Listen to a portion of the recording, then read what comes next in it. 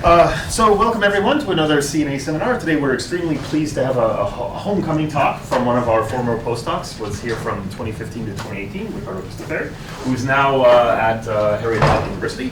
And as you can see, he'll be talking about epitaxial crystal growth with adatoms. Thank you very much here for the introduction and for having me, and thank for all of you guys for being here. I'm really happy to be back in Pittsburgh and here at the CNA. Okay, so what I would like to present you today is a project that originated here in Pittsburgh during my postdoc, and it is a project in collaboration with Marco and Laurent. That's the three of us, and this picture is not just to see that we were drinking like good beers, but it's because in this picture we were celebrating. We went out celebrating, yes, because after 1 year of working really hard on the project, finally we decided to give up. We had no idea how to solve the problem. We were completely in the dark, and we said, okay, I mean, we tried several things and we failed, and we said, okay, let's give up. But you know, you cannot just go down to Irene and Giovanni and say, okay, we tried and we failed. You have to give reasons, right? And what happened is that eventually we met and we wrote down all the things that we tried, and we got the idea on how to solve the problem. So the lesson from this story, to learn, if any, is never celebrate too early. Okay, so the fun part of the talk is over. Let's go to the boring one, and let's talk about math. Okay, so the problem that we want to consider is this one, so crystal growth. As you can see in this amazing animation, so what happens when you have a substrate, like this table, and you have atoms that you deposit, like as a vapor or something, and you want to see what happens. So what happens is that once an atom like touches the substrate, or it goes like on another deposited atoms, they don't just stick there where they landed, they start moving around. And the way they do this is that they are driven by some chemical potential, and eventually what happens is that they reach some stable configurations. And these configurations, they're going to give some properties to the material that you are creating. And of course, if you want to do reverse engineering, you want to create materials with certain properties. By knowing what these stable configurations look like, you know what properties your material will enjoy. Okay. So there are several ways like to grow crystals, and the one we consider is this Stransky-Krastanov growth model, which basically works because there is a lattice mismatch between the substrate, the crystalline substrate, and the crystalline structure of the material that you are depositing. They're different. So if you have very few material deposited, I mean, there is some elastic effect that doesn't play a big role, so you expect like flat layers to form. But the more material you deposit, the elastic effects start to play an important role. So in order to relax it, you start creating like some wriggling structures. And but is the material that you're depositing the same material as the substrate? It can also be different. Okay. Yes. And exactly, if you deposit more material, they start forming these islands that are also called quantum dots. And quantum is not just a fancy word, it has a meaning, because right, because if you call everything a quantum, then it starts becoming fancy. But it's because you can enjoy some quantum effects of the material, especially for quantum photoelectronics devices. And another important thing is that these islands, they self-organize. So they organize like in sort of lattices, or more or less the similar shape and form. And you want to understand what happens. And this is the reason, this self-organization, why this growth model has been widely used in applications. Because it's easy to implement, and it has some good properties. Otherwise, you have like to deposit the material exactly where you want, and that's difficult. Okay, so this is what a quantum dots look like. So this is a picture from above. So this is the substrate, and this is the island, this quantum dot. And as you can see, there are faceting. So at some point, you think there will be some anisotropy in whatever you're considering. And this is another picture of like a bunch of quantum dots, islands, that can deposit like in a regular lattice, or more properly something that is like a bit random, but with some structure. And applications are like in semiconductors. There are tons of applications. little in TV screens. So, I mean, the television that you have, because it's easier like to produce light with those kind of things. And quantum computers is like the big goal in the end. But in order to get quantum computers, you need all those islands to have a similar shape, same size, and perfect lattice. And that's really difficult. But that's one of the possible applications. And also solar cells. So a lot of things from the application point of view. And the big questions, of course, is to predict the formation of these structures, to understand their properties, in particular shape, size, and distribution, and to study the evolution of these things. And here I put experimental, because people really growing these kind of things, they have a lot of recipes on how to get to a certain state. And recipes mean that they change the temperature during the process, they change the flux, the deposit is really complicated. So from the mathematical point of view to study. Okay. So there are several ways to study this sort of problems. There are discrete models, continuum models. We're going to use continuum models. So forget about these pictures. So from points, atoms, we go to densities. Is a model in choice. And we work in a regime where the bulk diffusion, so when the green atoms goes diffuse inside, happens way faster than the surface diffusion. So the main driving mechanism is the surface diffusion.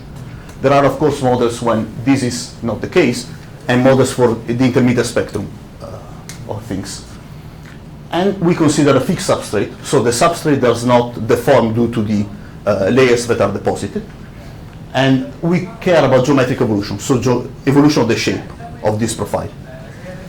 Okay, so the law from physics, in order to understand these kind of things, is this Einstein-Nernst law, where the things here, okay, we have the normal velocity to this, to the graph describing the profile, and everything is driven by the chemical potential on the surface, and then you take the Laplace spectrum operator, and here is where you put your physics, because chemical potential, you need an energy, and the energy you put whatever physics you want to understand, and okay, you can have like constant or non-constant density or diffusivity is it's it.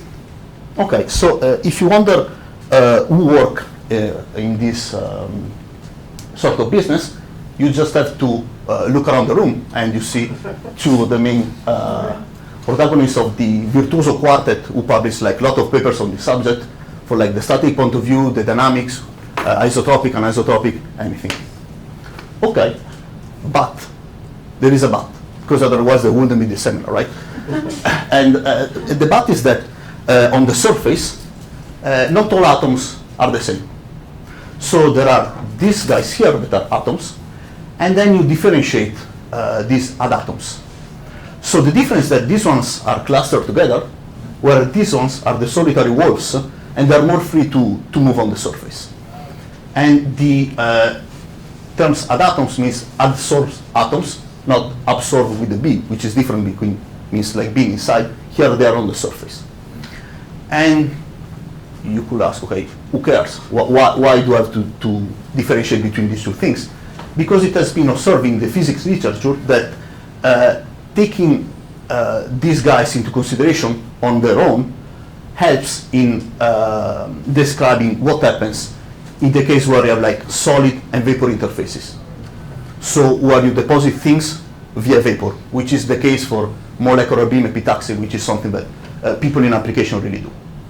Okay, so in order to model this problem mathematically, at least for the continuum mechanics point of view, there is this big paper by Fried and Gerting, which was here, very long paper, who they were trying like to describe a lot of situations, a lot of equilibrium equations in physics to get them all in once by using a unified treatment.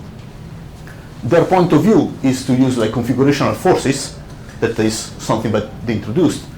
And what I'm going to do now is, instead of just throwing to you the equations and say, okay, we studied these ones, just a very short derivation, not using configurational forces because I really don't know them. So, and these are the assumptions that we are going to consider. So this will be a reduced model. What they're doing in the paper is more general, but what we're studying is this. So first of all, we neglect bulk diffusion because we said it happens very fast. No elastic energy, no surface stress because the surface between vapor and solid is stress-free. In this case, we have constant diffusion coefficient, isotropic surface energy, just one species of adatoms, which is reasonable. And bottom line of all of this is that it is too simple from the physics point of view, especially because we do not have elastic energy. So if you don't have elastic energy, which is something reasonable where you have very thin layers of deposited materials, you expect everything to be flat. And this is exactly what we prove. So nothing really exciting from the modeling point of view, but mathematically is interesting because the model turns out to be like interesting from the mathematical point of view, especially the dynamics. Okay, but you know, you have to start somewhere. You cannot just take the big problem and just attack that one. You have to start with some assumptions. Okay, so the two equations, they come from atomic balance and principle of minimal works. So atomic balance, let me derive it from the continuum mechanics point of view. So we have our crystal that we see model as an evolving sequence of evolving sets, and on all surface we have like an adatom density. So for each time t, we specify the adatom density u on the surface, because adatoms are only on the surface, they're not on the interior. And since we want to do like from the continuum mechanics point of view, so we take a general subdomain, we derive everything for that subdomain, and then we shrink it and we get some pointwise equation. So the total mass of the system is the mass which is inside the bulk plus the mass on the surface. And you know that by standard diffusion things, by fixed diffusion, you know that this is the way the mass changes in time. So you go with the Laplace-Bernoulli operator and the diffusivity, and here is the chemical potential.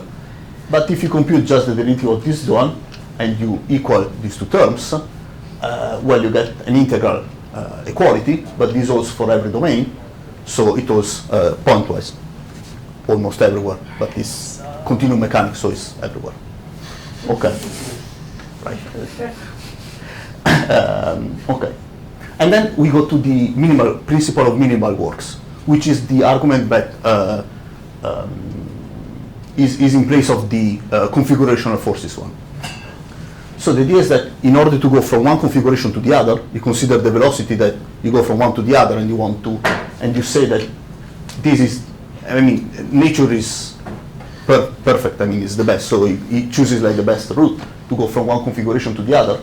So if you go in every other directions, you do a work that is no lower than this one, mathematically. So you take the derivative of the work done with respect to the velocity, you send this parameter tau, which is how much you move in time, to 0, and this has to be 0. So in order to talk about work, we need to introduce some energy, and this is where the main simplifications come into play. So the energy we consider is just how much I pay in order to put a certain quantity of adatoms in one point. That's it. This, of course, can be generalized if you have this density energy depending on the point, depending on the surface stress, if any, anisotropic, and you can put anything you want. You can put elasticity there, whatever. But this is the simplified version we consider. Okay, so there are several types of works. There is the work done by the internal forces, the work done by the mass transport, and the work done by the kinetic forces, where this number here is a kinetic coefficient, strictly positive, plus other terms of different order. So if you take this quantity, you derive it with respect to V, and then you send tau to 0, what you get is basically this second equation. Okay. So where I repeat exactly what we have here. So the first one is atomic balance, and the second one is either configuration of forces or principle of minimal works. Just notice that if you take u is equal to 0 or constant, you get back to the original Einstein-Nernst law. So you just have this term in this one, and this is not present. Okay. So just a couple of comments is that this term here plays the role of an effective density, because you take the total mass, you derive it. Whereas this term here is very important because it makes everything dissipative. So the process of attachment, detachment to make it dissipative. Otherwise, you get a system which is not dissipative and is bad from the physical point of view. Okay. So what do we want to do? So we want to take these equations and we want to study them. And of course, we want to study them from a certain point of view, which is the point of view of the variational point of view. So we want to see these evolution equations as gradient flows of the energy, the one that we got, in the spirit of the current Taylor works of like seeing equation in physics as gradient flows. We want to study the static problem, and then for numerical purposes, it's useful to have phase field diffuse approximation of the energy and of the corresponding evolution equations. So, so far we have done the first 3 points. So study the statics, the approximation, and writing the equation of gradient flow, and the 2 last ones are work in progress. So since I'm not going to talk about the evolutions, I'm not going to tell you about the first point, because if I tell you how to write the equations as gradient flow and then I don't say anything about the gradient flow, so I'm just going to talk about the static problem and the approximation. Okay. Previous works on this matter has been done initially by Ratzenvoigt numerically, so they took the energy and they ran numerical simulation, and then first work by Martin Berger. Let me just a bit of suspense. Okay, so let's start with the math. So this is the assumptions we use for our energy. So we take as a Borel function always far away from 0. The reason being that if you allow this one to be 0 at some point, so you create a surface without paying anything. So even if, and it's not physical. From the mathematical point of view, it's important because you get the compactness, basically.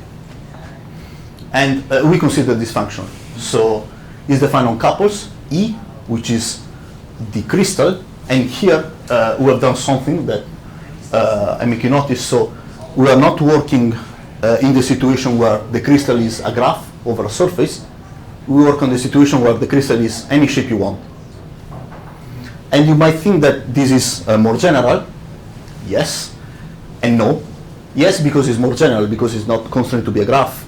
No, because it's not that we can take our results and just say, okay, in the graph case, this is what happens. The reason be that we are going to do some gamma convergence at some point. And if you want to do recovery sequence, the recovery sequence in the graph case has to be a graph itself, which is not exactly the case in this general one, but it's just to make you aware of this. Okay. And then we want to study minimization. So, okay, the shape and the adatom density. Just to be clear, because this is something that usually is not clear. So, E is the crystal plus the adatom. So it's already what you see. It's not that you have the crystal and then you put an insane amount of adatoms and you create a kink or something. It's already the shape, and this is just keeping tracks of how many things are there. So then we consider the mass of the system, which is the mass of the bike part, and how many adatoms you have on the surface. And since this is something that you can control because you know how much material you deposit, you consider the class of couples, crystal, and adatom densities for which this quantity is fixed. And you want to study statics, so you want to minimize this problem. So you want to minimize this energy when this couple satisfies the mass constraint. So you want to minimize an energy, you want to understand whether this energy is lower semi-continuous. And of course you have to specify topology.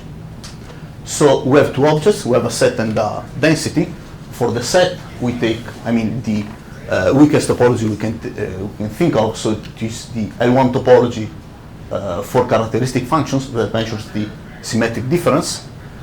And before telling you the topology for the densities, I want to justify why we take that one. So there are 2 things that can happen. One is concentration effects. This Pacman example. So what happens when you have like a crystal that closes? So you have adatoms on this surface, they close, and then there are adatoms no more, because I mean this segment is not on the surface of the crystal, and that's something that in principle might happen, at least mathematically. Or yes, and when you include elasticity, there are cracks in the material, so it's something that is there. It's not just something that you have to consider mathematically. It's something that comes out. And the other thing that can happen is wriggling. So a very highly oscillating surface going to something that is flat. That might happen. And these are the two main phenomena that can cause like issues in the energy. So that's why the energy is not lower semi-continuous, basically.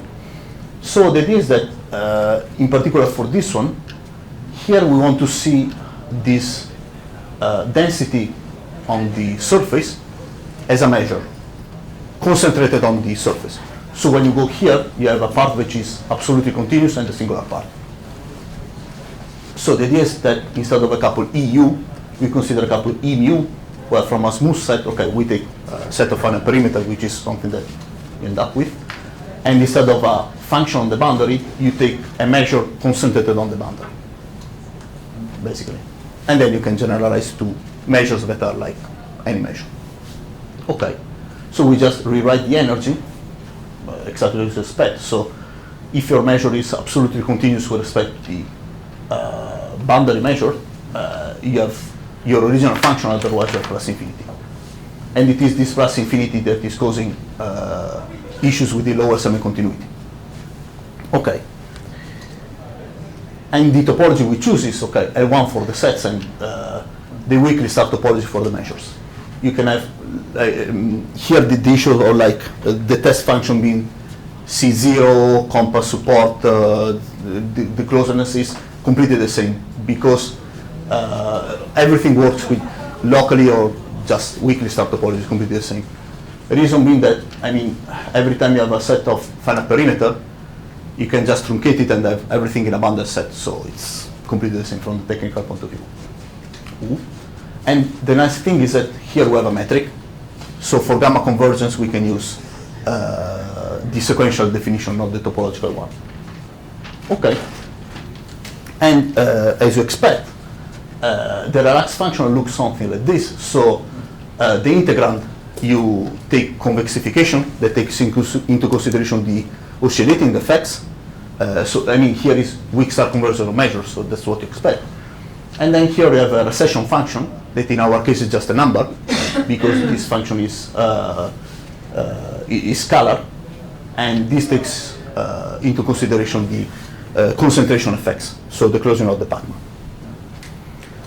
So what I'm going to do now is to take this claim and show you why it is not true. Right? I mean, a bit of suspense, otherwise if I said, okay, this is true, everybody will be, okay, I already seen it. So the fact is that we have two players here, we have E and mu, and they interact.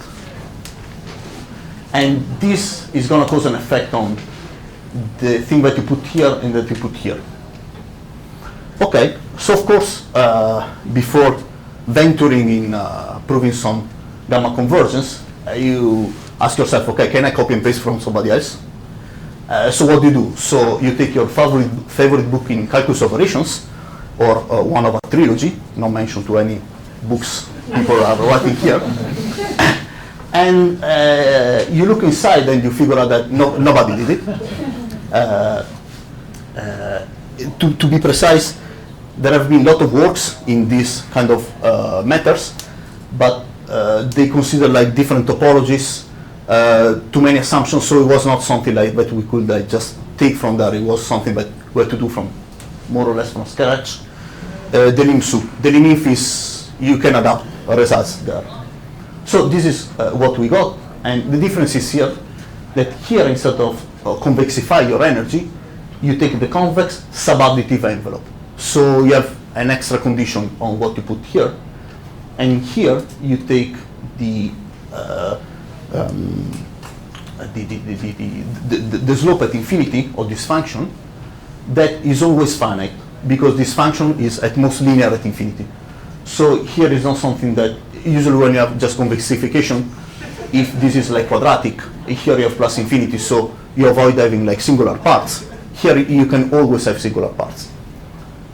And okay, so why do we get this? Well, okay, what is a subadditivity and subadditive envelope? Okay, you know, but this is the important fact that you can do these operations once at a time. So you can take your function, you can convexify it, and then take the convex subadditive of the convexified, and this equals to the thing that you do directly. And this technically helps because you can do one step at a time. So first you care about like convexifying, so oscillating effects, and then you do the other step. Okay. And this is a very nice geometric characterization of this convex subadditive envelope. So since I said that here we can suppose the function to be convex, so I take this function, 1 plus x squared. And what happens is that the convex subadditive can be written in this way. So without this is characterization of the convexification. If you also ask the point of intersection to be non-negative, you have the subadditivity.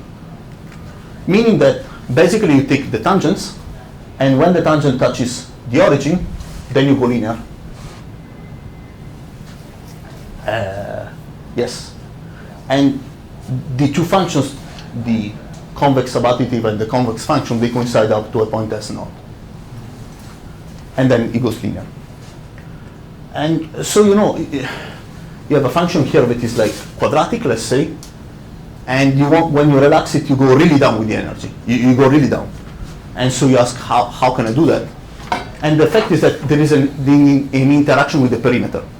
So what happens is that, okay, you know that the perimeter function is lower semi-continuous. That's why the Georgi came up with the idea of perimeter that way. And it is not continuous. In particular, if you take a set and you give me a number r greater than 1, I can construct a sequence of sets converging to E for which the limit of the perimeters goes like to r times the perimeter of the set. So you just wriggle around. That's okay. And this is how you get very down from like the convex to the convex subadditive. Why?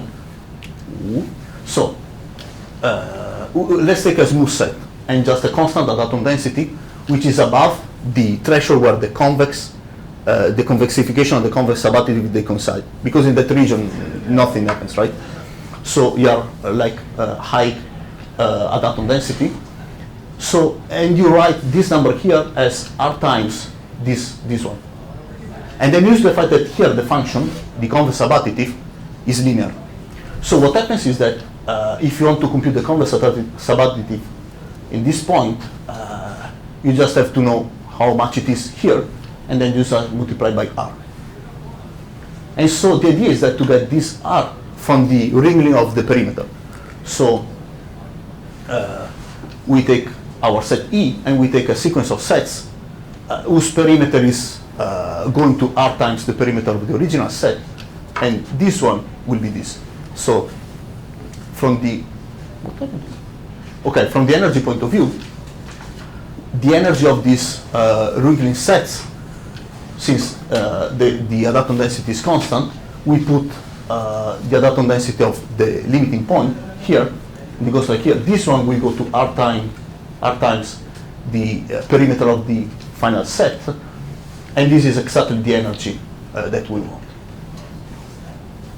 So there is an interaction between the two players that leads to a very lower energy, very lower energy. Okay. This is in the case of the absolutely continuous part. The singular part, you do similar things. Is not the point. Okay, but and this interaction will come out later when we do phase field. Okay, and then of course we have to solve the minimization problem, right? So we take the relaxed functional and we take the relaxed mass. So we take the bulk energy plus the whatever mass that the measure has, and we consider the infimum over these couples of the relaxed energy. And what we prove is that if we add like just very nice hypothesis on psi, so in order not to have concentration effects or like things without adatoms. So, but they're really innocuous hypotheses. So it is an hypothesis at the origin at infinity. So we can prove that minimizers are balls, which is the counterpart of flat surfaces, right? If you have, because in the graph case you have periodicity, so you go flat. If you don't have periodicity, you have to close it, so you are a ball. And this is what happens, is that we can solve the problem, so we can find a couple which is a ball and a constant adatom density which is below this threshold where the convex subadditive equals the deconvexification of the function. And you might think, okay, who cares? But physically, you know that this model makes sense since there is no elasticity for small masses. So this is, say, okay, this is for small masses. And we solve the problem. And of course, this is relaxation. The two values of the minimization, they are the same. And we can also prove that every other minimizing couples has structures in the sense that if you have a bulk part, it is a ball, or otherwise you don't have bulk part. So you can have a bulk part and then some junk, like some measures like flying around, or you just have like junk part. Of course, you have less regularity because you have a lot of singular part of the measures. And here the measure can be any measure. It's not like in some problems where it has like dimension from n-1 to n. It can be any dimension. That's the problem. And a similar result also for critical points. So all critical points are balls, but there is no uniqueness in general. And okay, balls are basically flat profiles. Okay, so this is for the static. And just a very quick idea of the proof.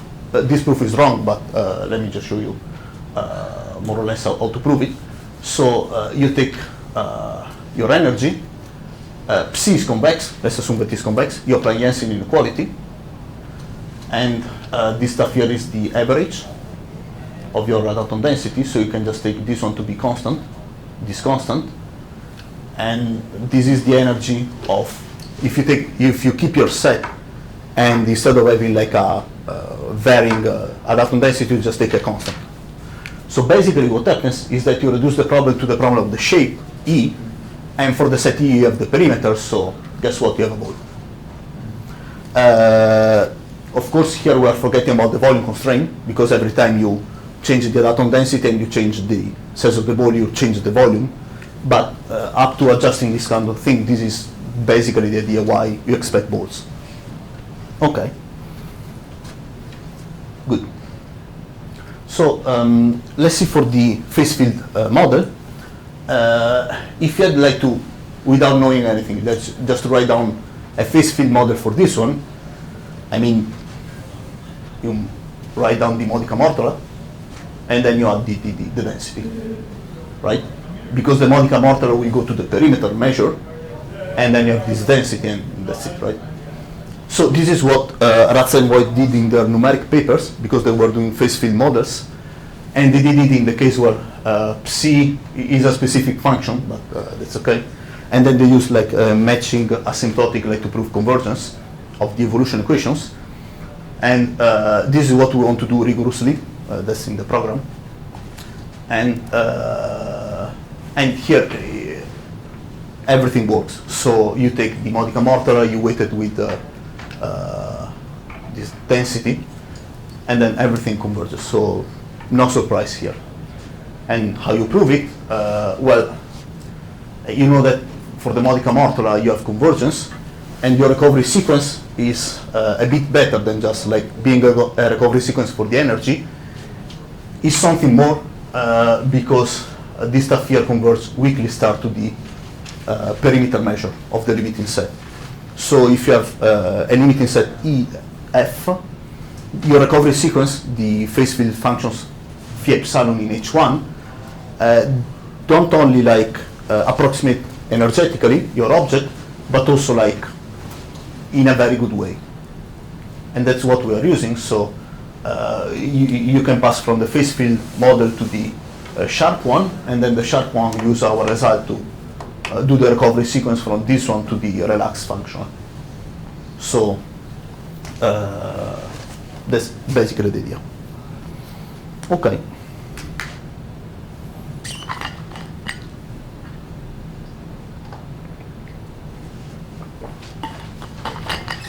So with Marco, after we wrote down this proof, we asked ourselves a very important question, which is, what did we do? Not like, oh my God, what did we do? It's like, okay, because you see, I mean, here there are some ingredients that can be generalized, right? So what did we do is, can we take the proof that we have and generalize it to a more general setting, where instead of this model for adatoms, we have something more general? And the answer is yes.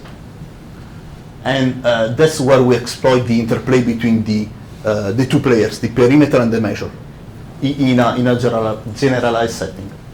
So this is what we have. So we have a functional f.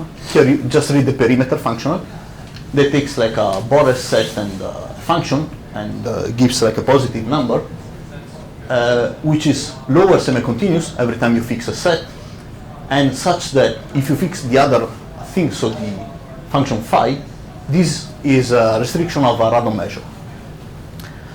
And if we're reading these assumptions, you think, hey, but I already seen these sort of things in the general method for relaxation. Exactly. That's exactly where we want to go in the, not in this seminar, next time, I can't. Okay. So you have this functional that you read as the perimeter functional, and then you have the modica mortola functionals, basically, that enjoys the same properties. So you have lower semi-continuity, and it generates a random measure. And then what you do, you have these two things here. Then you go an upper level above. So you take function psi, and you construct these new functionals. So here what you have is that this is this measure. So we have the measure. If we fix the function phi, we get the measure. So we can integrate with respect to this measure. We can integrate this object here. So basically, this is the analog of the integral of the integral on omega of this one integrates over the perimeter functional, and this is the modica mortola energy. And then you ask yourself, okay, let's assume that I know that the functional f epsilon and f, which are like at the bottom, the gamma converge. Can I say something about these two guys? So do the gamma converge, or are these objects related in some way to this one, which is the phase field model, the analogous of the phase field model? And this is the question that we want to understand. And of course, we have to put some more assumptions, because here the class of functionals is any functional, basically. So the functional f that we assume to be lower semi-continuous can be continuous, so, and this is a class of function that we consider, or can be not continuous. So since it is lower semi-continuous, it must have a lack of upper semi-continuity, meaning that, okay, you have a point, a function for which you can find a converging sequence where this inequality is strict. So what we're going to do is to consider a subclass of this very large family of functionals, for which this happens for every function and in a quantitative way. So what I mean is that, okay, this lack of upper semi-continuity happens for all functions. It's not that there is one specific which is bad, they are all bad in a sense. And quantitatively, meaning that every time I specify a number greater than 1, you can find a sequence converging to your original functional, for which the sequence of energy converts to r times the original one. So this is the lack of upper semi-continuity. It's the same of wriggling the sets, and the perimeter goes to r times the perimeter, basically. And local in space, meaning that this number r can be a function. So you take a function which is greater than 1, and this is the same. Okay. Okay, so these are the two classes of functions that we consider. So the continuous one, and the ones for which the lack of upper semi-continuity is very controlled. And what we prove is that, okay, first of all, we prove relaxation results. So if a function f, the underlying one, is continuous, you get exactly what you expect. So here you have the convexification, and here you have the recession function of the convexification. That is what people expect. Whereas in the case of purely lower semi-continuous, so when you have that lack of upper semi-continuity in a controlled way, you go to the convex subadditive. So you get what we got. So it's a more general phenomenon in itself. Okay, and then this is at the level of the function. Yes, and then for the this was an extension of a result of Buttazzo-Freddi, but basically studied this problem. If I want to draw the similarity when the second variable was fixed, basically. Okay, and then we said, okay, we answered the question. So if I know that the underlying functionals are gamma converging, I assume this other thing, so that I can find a recovery sequence for this gamma convergence, which is a bit better than just like approximating in energy, so approximating like the object in a very good way, and this the analogous of the recovery sequence of the modica mortale functional, so it goes weakly start. Then I have the gamma convergence that I expect. So I go from the phase field diffuse to the relaxation of the sharp model. Okay, so you may ask, okay, examples, because I mean it's general class. Okay, the previous one falls of course into this category, because otherwise we've done nothing. And another example what we have is the total variation. So you take f to be the total variation functional of a BV function, and f as the phase field approximation. This is the example that we got. We take a non-local approximation of the BV norm, non-local and discrete in the sense that instead of having the gradient, you have ux minus uy, and then you can divide by epsilon or something like that. You have a kernel, and that works. And both functionals, so you know that the perimeter is not lower semi-continuous, not even the total variation, but the total variation falls into the second class of functionals, for which I can specify in each point how much I don't have the upper semi-continuity. And this is basically a wriggling of the base space. So your functional defined from here to here, you don't have to wiggle in this vertical direction, you have to wiggle on the plane. Okay. And with this, I mean, we prove the phase field approximation, basically. Okay. So, what did I tell you today? That adatoms are a very important player in certain sort of interfaces, in particular when you have solid and vapor. And we talk about the evolution equation introduced by Fried and Gerting, at least a very simplified version, and that you can take a variational point of view on, and we consider a reduced model where there is no elasticity. Basically, this is the main assumption that is not very physical, but everything that we've done is very interesting mathematically, very challenging, at least for us. Well, at least for us is not for the challenging, but for the interesting.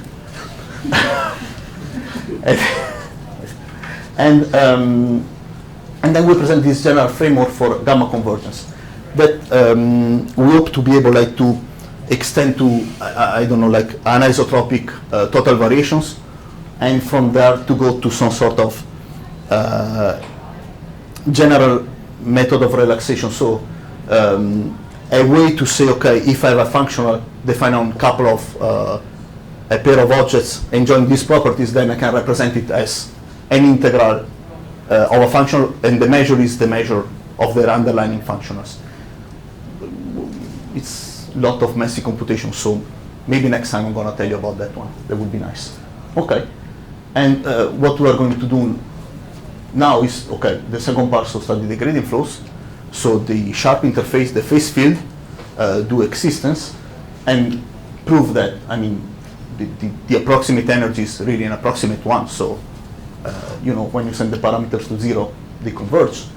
Exactly. And include more elastic effects. So, do elasticity.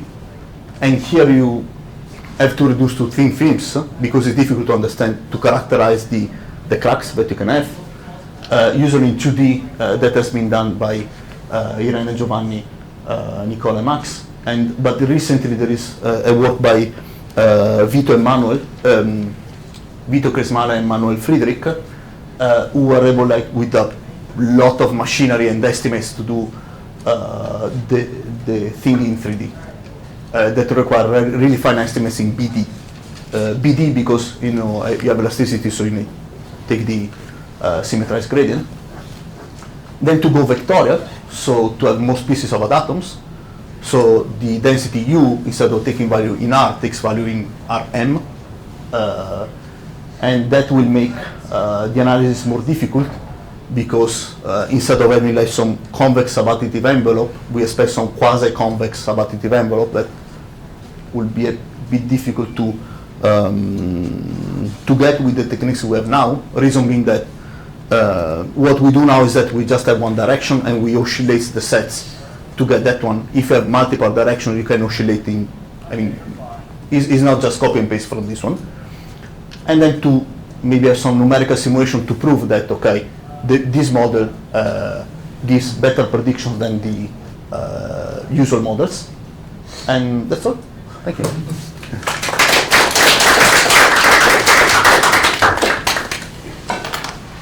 Questions or comments for Riccardo? Just a couple. Actually, one is a comment and one is a question. The comment is that the question you raised of doing modica mortal with the weight. Yes. Yeah. Actually, we did that in 2017 with Pavliou with Sirius. Ah, okay, sorry. We did actually a little bit more general because we did the Ambrosio Tortorelli. Ah, okay. We So we have that. Absolutely. And the weight that we considered is actually SBV, so it's not even continuous. Okay. Okay. So I'm gonna look at it. Okay. So that's done. So don't do it again. Good. Okay. But the other thing is that, so you did mention that you could have in the initial model, dependence on the normal, right? Yes. Yes. But you didn't do that, right? Because No, at the end no. you get balls. So Yes. you don't get Yes. full shapes. Not the rule shape. No. So my question now has to do a little bit with your kind of global method now Okay. again. Okay. What is the new model that gives you isotropy? Because I didn't see also dependence on normals in your effective going back, yeah. Do you mean in this general one? There, right. Right. Okay. Right here, right. So here everything is not anisotropic. Right, I know. Yes. I know, but why? Well, that's because initially you don't assume. Yes. Initially it's So not. Yes. everything, so there's no news in the. Exactly. So if you put the news over there, you expect some That's gonna news come here, in, and yes. maybe this is going to be Yeah. different. Yes.